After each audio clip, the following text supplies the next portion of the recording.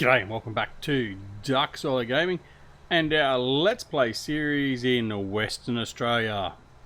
Alright, so we are back and we are at it here with the Hardy Rubicon 9000 sprayer, and we are just putting a level of fertilization on this field that we've sown and laid lime on, and then we will be continuing on with a harvest in another field with 3 big combines together. So that should be some fun.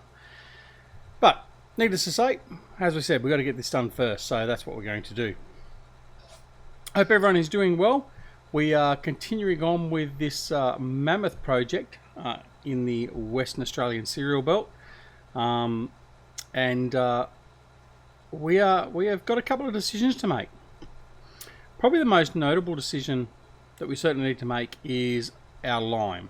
Now, the cost of the lime for these fields is quite substantial. So, we did field 9 in our previous episodes. We had 2 hired hands doing that. And that ended up costing us, I think it was about $70,000 for lime. Now, what we have to basically work out is that extra 10% of yield worth the extra cost we've got with all the extra lime? Now, what we're probably going to end up doing is doing an experiment on one of the fields.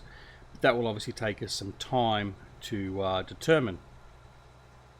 But it's certainly something we need to look at. So ultimately, in one way or another, we're either going to continue on using lime and sowing our fields, as I realise we've missed an area there, which isn't very good, or we'll stop the lime use and just take the hit on our production yield. So leave a comment down below and see what you think we should be doing in relation to that. I'll be interested to see what people say, and if you've also looked at that, I'm looking at our good friend Patrio, for instance, who is very good at doing research and working out what the most cost-effective parts of Farming Simulator 19 are. It'd be interesting to see whether the actual yield percentage, the extra 10%, is actually worthwhile in relation to the cost of the lime. So previously, the extra 10% was given to us by our plough state. And feel free to correct me if I'm wrong here, guys, going forward. I'm talking about FS19. Now, obviously, for FS19, having lime on the field gives us an extra 10% of yield. So, that is the ultimate question. Is that 10% yield, especially on these huge fields, worth the cost of the lime? So, we'll probably sit down and we'll work it out, and we'll see how we go. But anyway, we won't dwell on that too much more today. We'll just continue on and get things done. The other thing is, what we're going to do is, as we're running to the fence there, we are going to look at replacing our tractors slowly too. Now, you will be aware that in the previous episodes we had a class, it was an Axion 9000, sorry, an Axion 900 I should say. That has been sold now, or traded in. Now the reason being is, it was one of the early class mods that's been out on one of the mod sites, and it really wasn't functioning as it should have. Certainly some problems in towing certain equipment, so we've traded that off. I am very happy to say though, in its place we have a class Xerion 5000 series, my old favourite from Farming Simulator 17, and that does seem to be doing the job perfectly. And in fact, he's currently over on the field at the moment, field 12, and is ploughing that field up for us.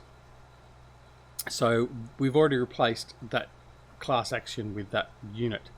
Now, I'm also very happy to see that Smetty, one of our modders, who's always been, well, basically he's been the one that's had the go-to Xerion 5000 in FS17 that I always used. He has released an Axion 900 series tractor, and that has been released on the in-game mod hub. So we of course now have that as a weapon of our arsenal that we can use, and we are looking at exchanging or trading in one or two of our New Hollands for one or two of the Class 900s, depending upon finances and all that sort of stuff. So don't be surprised if you start seeing a little bit more class around this this farming adventure. Not necessarily in the farming itself, but certainly in the level of equipment we're going to be using. So that's the short-term plan there. Now the next obviously big thing we've got to do is we've got a big harvest to do, as I alluded to just a bit ago, with 3 combine harvesters going to be working in a convoy in a triple gang configuration. So we're going to set that up with Courseplay and hire some workers to do that for us, and then we're going to be responsible for emptying them out and transporting all the crop to the silos. As well as that, we also need to do a delivery of straw down to the sell point, which was what was collected off field 12. We collected probably about half of the straw off field 12. It was just going to take way too long to get it all off there, so we're certainly going to do that now. And that's another I mean, the straw is an added benefit in relation to purely a profit-making exercise with this field or with this farm, because we don't have any animals.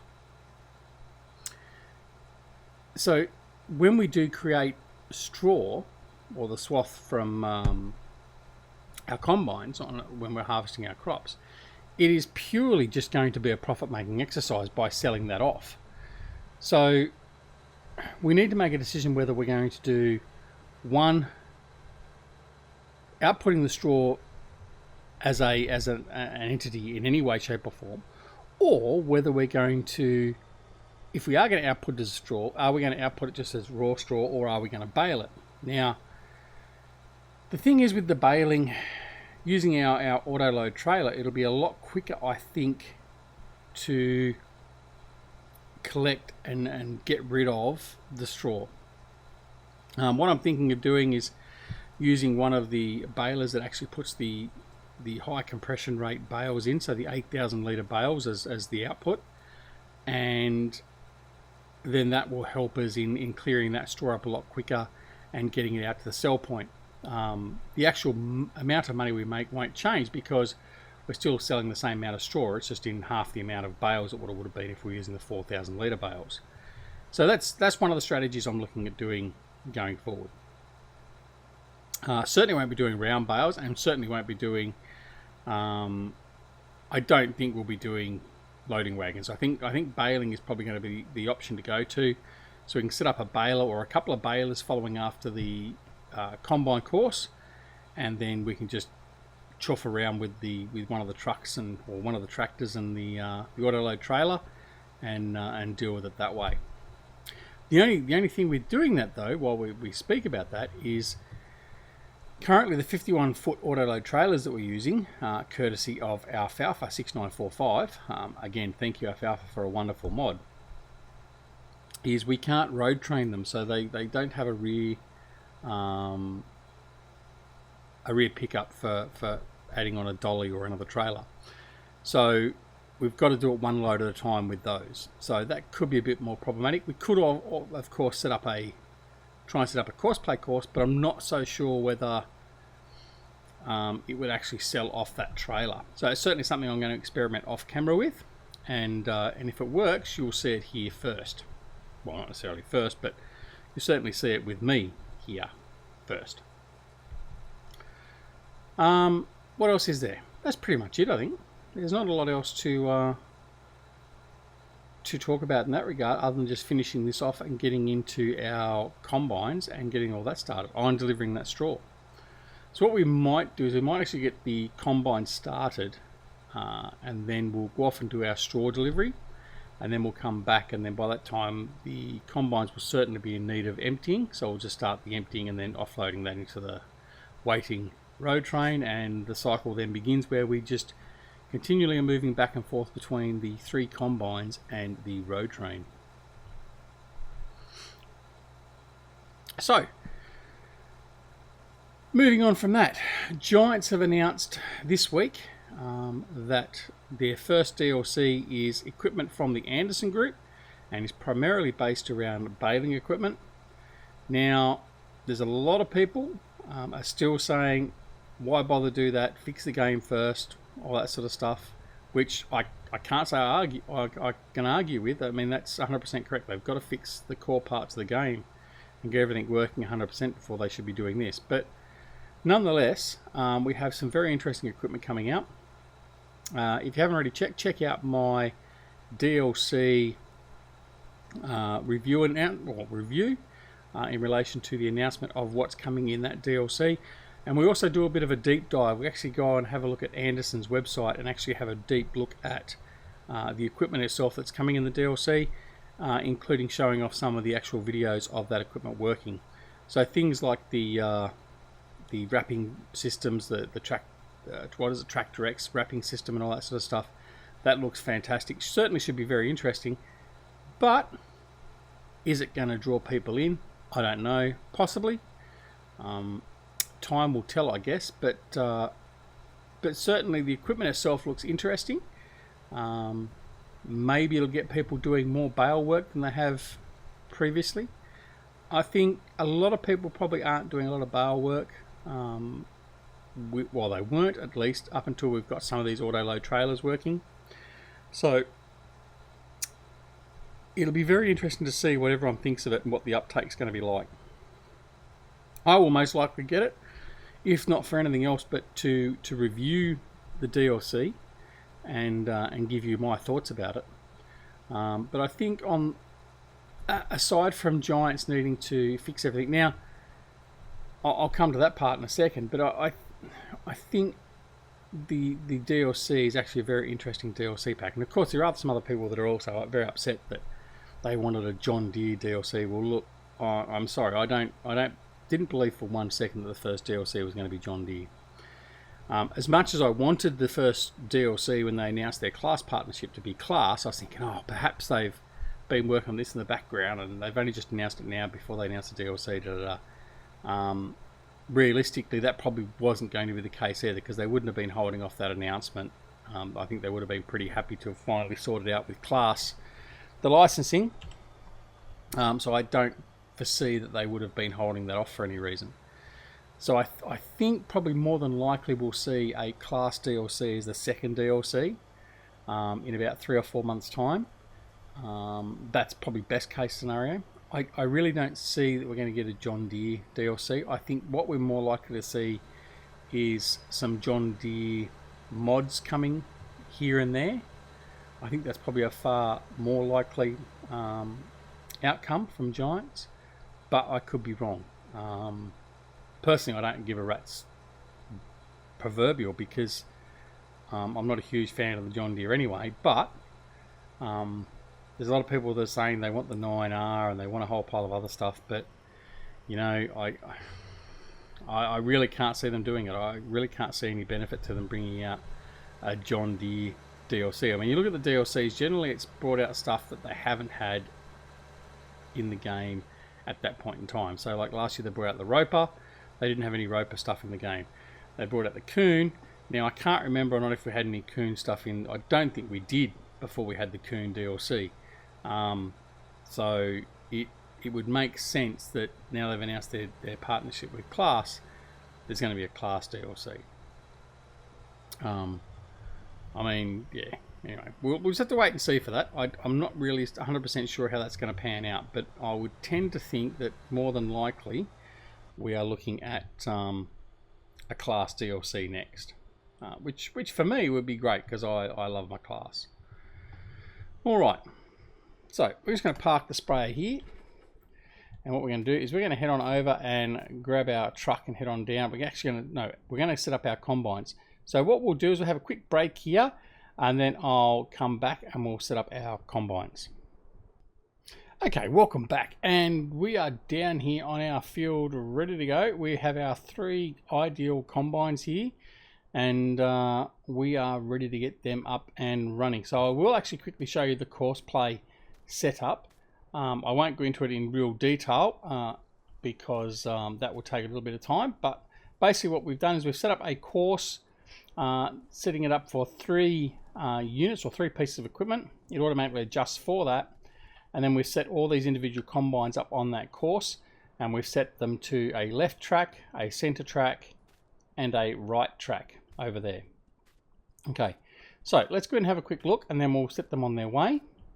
Now they are also going to run in convoy mode. So basically in convoy mode, what will happen is they'll know they're in a convoy, and even if they get to the point where the lead combine, is full, and the following combine is not full, it won't go past the lead combine. It stays in that formation, so that way you're not going to get any collisions and all that sort of stuff, theoretically.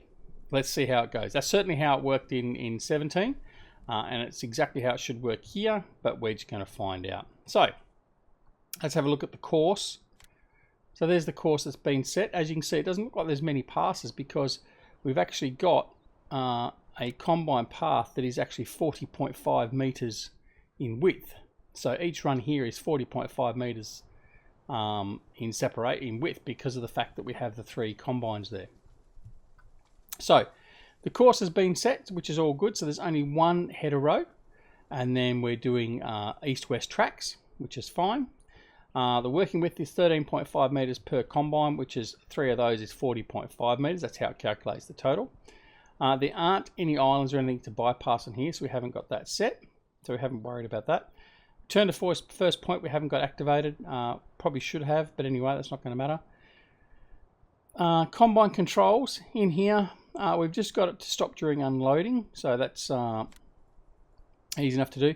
In here under the course play control, the important one is the combine convoy is activated, and that is the same on all 3 combines. Now that there hasn't had any changes to it, that hasn't had any changes to it, either as that. But under the driving settings, you can see here the lane offset. So between the 3 of these, there's the 3 different settings. There's the one left, the center, and the one right. So we've got that set to one left. Symmetric lane change, that means that the left and the right will actually change symmetrically in relation to their turns, so they don't actually get all tied up by trying to cross over. And the rest of that stuff there we don't have to worry about.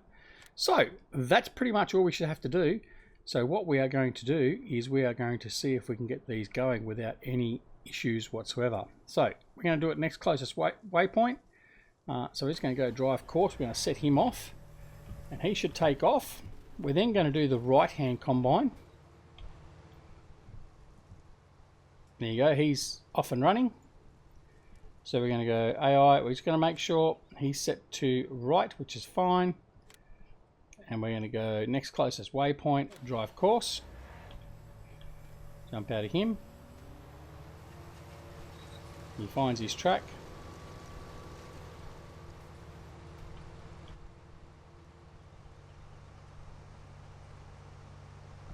Hopefully he finds his track. I just thought we were a bit close. Alright, we're going to move him up just a little bit.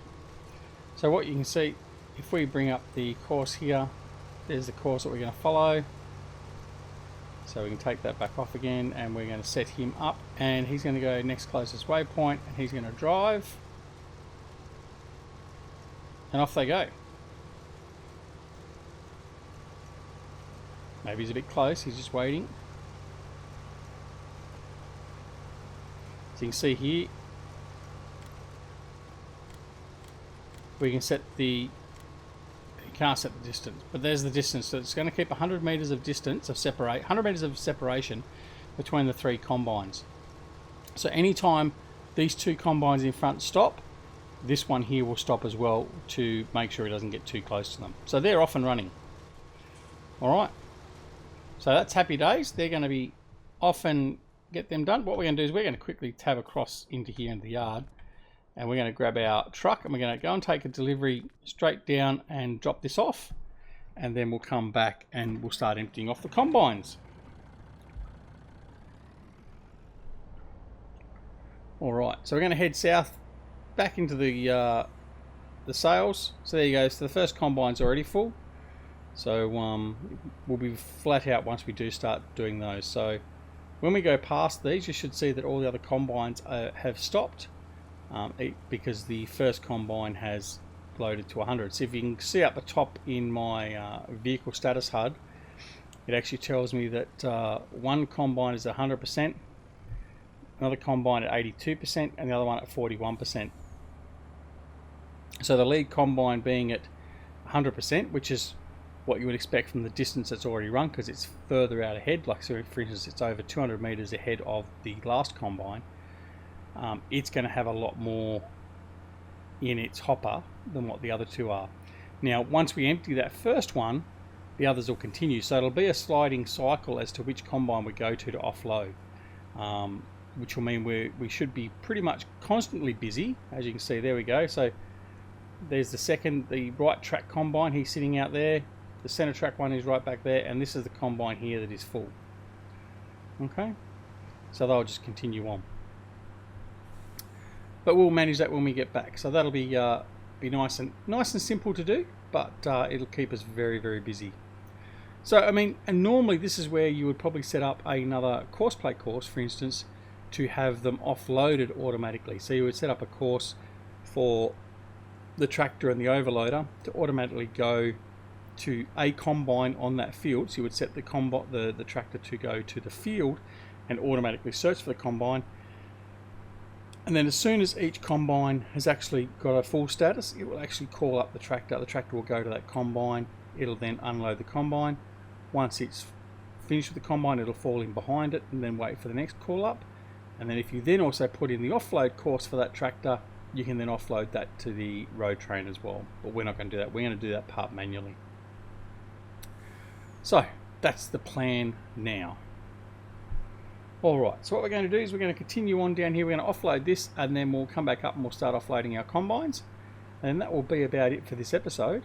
But as you can see, it's a lot of work to get into it, and we've certainly got a lot more to get done. We also need to set up this field here that's over here to our left. We need to get that sown. So we've ploughed that one in and we've laid our lime. So the next thing for that is seeding the crop. Now, I'm not sure what we're going to seed in there yet, but we'll have to make a decision on that very quickly and get that done.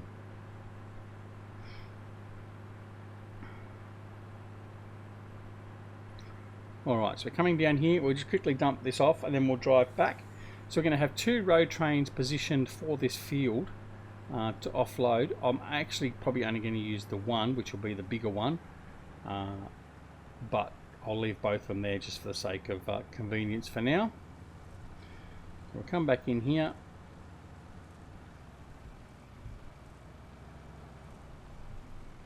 We'll set up ready to offload.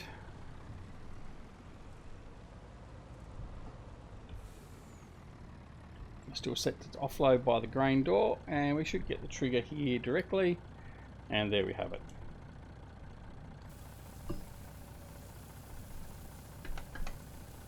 So the next trailer, what we can do is we can just slowly inch forward, and we can get the second trailer going.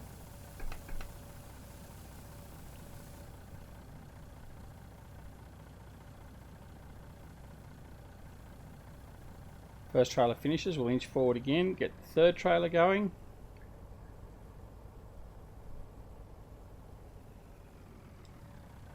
Like so. And we'll inch forward again and get the fourth trailer going as well.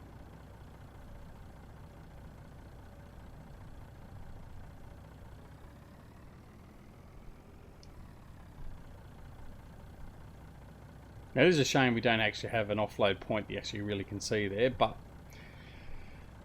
for the sake of the argument, it's being dumped there and delivered somehow, way, shape or form. I think it's just normally designed to take the bales, not so much take the loose straw, but we'll just close our eyes and pretend. And there we have it. So that 360,000 litres of straw gained us a measly $27,000. But again, it is $27,000 or $28,000, close to $28,000, that we effectively get for nothing from the field as byproduct. And as you know, we would normally use that for our animal feed and silage production, all that sort of stuff. But seeing as we don't have any animals on this farm at the moment, we don't need to worry about that. Now, as one of the other things as well, I am contemplating perhaps putting in some sheep and doing a sheep farm as well.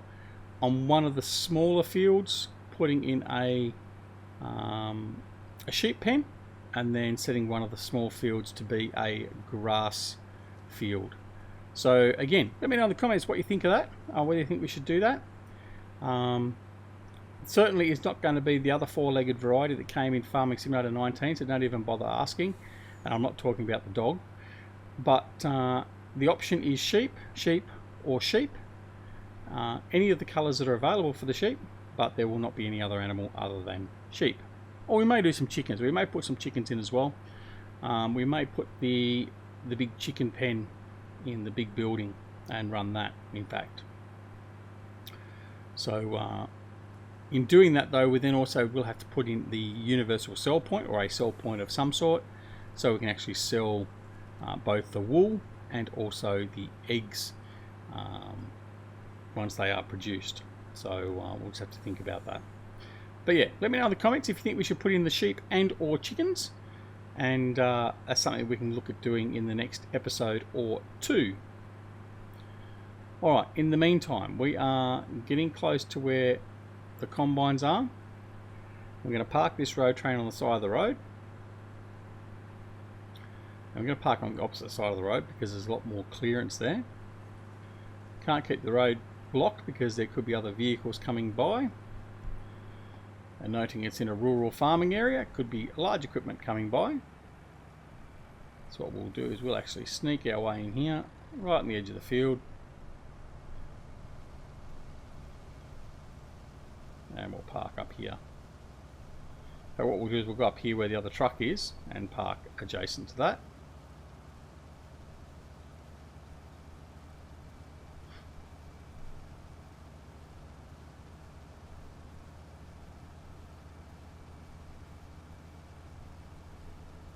Like so. Then what we're going to do is we're going to take this other truck and we're going to put it on the side of the field where that, I think it's an old soybean crop possibly, has been left.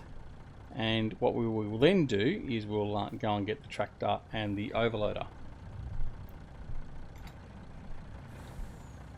Alright, so we're just going to bring him in on the edge of the field so we don't do too much compacting of the field. Let's swing in through here. And this will be where we come back with the tractor and the overloader, to offload. Now, if we're relatively straight there, which we are, that's where we'll stay, so we can then turn and get out of the field area. Okay, so we'll shut him down. Alright, now we're going to go for a quick run. A quick run. All the way back up here and grab our New Holland and the overloader. And then we'll go off and offload the first combine. Now the other problem you're going to have initially, and it's usually the way with running the combine harvester running in a clockwise direction, is the overload pipe is out to the left hand side. Now if you've got a course or you're running your combine close to the edge of the field, you may not have enough room to get the overloader in some places, and that certainly may be the case up here, but we'll see how it goes. If necessary, we'll reverse it in. We'll certainly be able to reverse it in and get it in close enough to offload, but we'll see how that goes. And all this straw here, I think we'll definitely collect the straw, but I think again what we'll do is we'll buy another baler. We should have enough money to buy another baler, and we'll probably, in fact what we're going to need to do is probably buy 3 and get them running, but we'll cross that bridge a little bit later. Now because we've obviously got this area here to the side that's been left from the old crop, we should have plenty of room to get in here and offload him. So certainly for this area here we should be right anyway. Wait for the pipe to come out. And what we'll do is we'll just sit here and we'll watch the combine offload, and then we'll watch these other 2 combines come through as well. So he's now offloaded, he's going to carry on, and now we should see the other 2 combines. There's the right hand course combine, he's taken off as well, and so has the center one, so they're both moving again. So that's just showing you how it actually works with the convoy working. Now, the difficulty we're going to have here is we're going to get over to that combine on the left-hand side. Now, obviously we're going to have to drive partly through the crop. Not that I intend to do that part there with a turn, but to offload. And unfortunately, that's just something we're going to have to do for the moment anyway. At the end of the day, the amount of crop we're going to lose as a ratio is pretty small, so it's not really going to affect us that much. This is what I mean, as in we'll be fairly busy. So as soon as we offload one, the other one will be almost ready to offload. Then we go to the other one, and then we'll be back to the first one again. So it'll be a pretty quick round trip. Alright. So this one will continue on again. So as you can see now, the first combine is almost at the same fuel level as this last combine, the central combine. So by the time we offload this guy, the first combine will be ready to empty as well.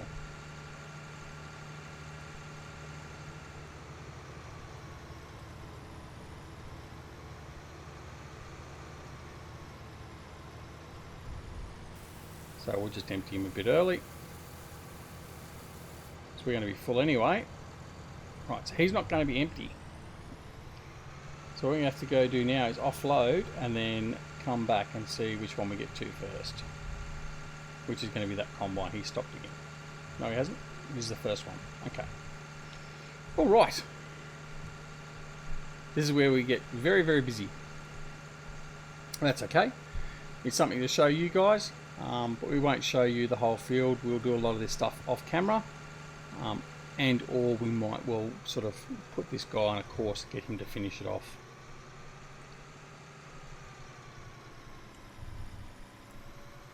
Alright, so we'll position ourselves to the rear trailer, start at the rear, work our way forward.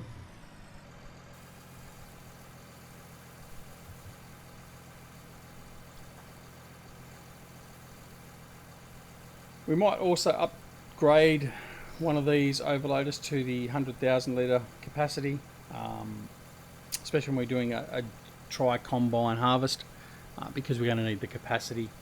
But we'll check on our money situation first to make sure we're not going to sort of run out, because we do want to make sure we've got balers and all that sort of stuff ready to go as well. So have to consider that very, very carefully.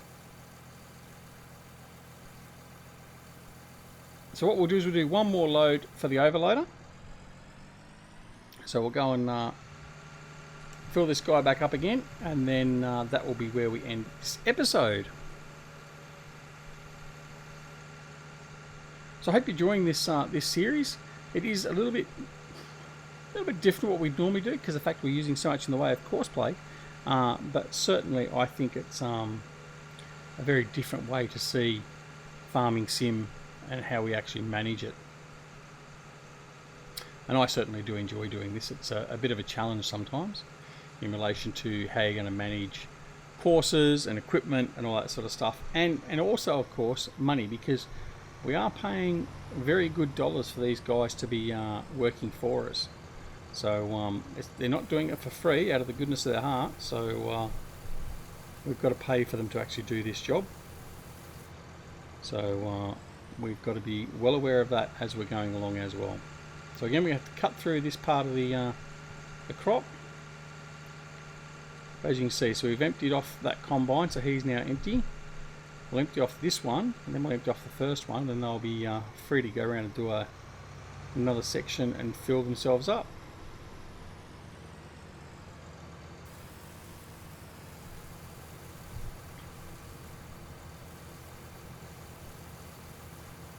Goes up nicely. We may even get away with not being full, but we'll still go and offload it, and that'll be where we end the episode for this one. So when we come back in the next episode, we'll probably be looking at, well, obviously we'll be either continuing or coming close to finishing the harvest here, but we'll also be looking at collecting our straw, and also looking at seeding fields 9, field 4 and field 12. So all of those should be in a position ready to sow. At least 2 of them are at the moment, as you've seen when we finished field 4 and field 9. Alright, so it's going to continue on now. we're going to take this load back to the road train again, and we're going to commence signing off. So again, like I said, do hope you've enjoyed the episode, and I hope you're enjoying the series. It's a wonderful map, really enjoying the map, and I would encourage you all to go and download it and give it a look. It's very different to what you're probably used to, but it is a very good map. Yes, you may need a reasonably powerful computer to do it because it is a 4x map, but I must say that I haven't really found any real major issues in relation to lag or anything else in playing it myself. So anyway, that's what I would recommend you do. Anyway, thanks so much for joining us. As always, if you liked the episode, press that like button. If you didn't, press the dislike button. And if you're not already a subscriber to the channel, please consider subscribing. And I would like to do a quick shout out to all those new subscribers that have recently subscribed. We've quite rapidly gone from our 700 subscriber level to over 800, and that's very nice to see. So thank you very much for everyone for joining, and I hope you're enjoying this series and everything else we're doing for the channel. And of course, if you're not already a subscriber and you want to press that subscribe button, we would really appreciate you joining us and being along with us with the ride. And don't forget to press that notification bell icon so as you can be made aware of when more episodes are available and when we have live streams available and or mod reviews or anything else for that matter on the channel. So until next time, this is DuckZorly wishing you all a wonderful morning, afternoon, evening or night, no matter where you are in the world. Take care of yourselves and your loved ones. We'll see you again very, very soon back here in Western Australia. See you all later. Bye.